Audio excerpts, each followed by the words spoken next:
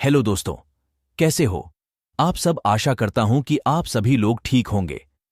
आज हम जानेंगे खूनी खांसी के बारे में। अक्सर करके बदलते मौसम में लोगों को खांसी, सर्दी, जुकाम की प्रॉब्लम होती रहती है। खूनी खांसी का मतलब हीमोप्टाइसिस तब होता है जब अपने फेफड़ों से खूनी खांसी करते हैं। यह एक गंभीर चिकित्सा स्थिति का संकेत हो सकता है। फेफड़ों में संक्रमण, कैंसर और रक्त वाहिकाओं में समस्या इसका कारण बन सकती है।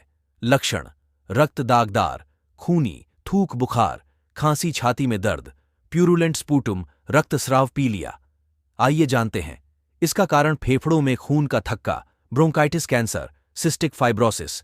वाहिका शोध: फेफड़ों की धमनियों को चोट लगती है, गले की जलन, निमोनिया, फुफ्फुसिया, सोत। खूनी खांसी का ट्रीटमेंट: खूनी खांसी के ट्रीटमेंट में अपने डाइट नॉर्मल रखें। इसकी पहली दवा टैबलेट डॉटमॉक्सीकाइंड CV625 mg BD और दूसरी दवा टैबलेट ट्रेनेक्सामिक एसिड 500 mg सुबह शाम। तीसरी दवा पैंटीपी DSR खाली पेट सुबह में लेनी है। चौथी दवा बेनोसाइड फोर्ट सुबह शाम। पांचवी दवा मोन्टेयर LC रात में लेनी है।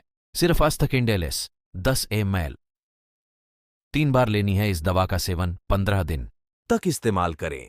अगर खूनी खांसी की समस्याएं ज्यादा होने लगे तो आप अपने नजदीकी किसी डॉक्टर से संपर्क करें और इसका सही समय से इलाज कराएं।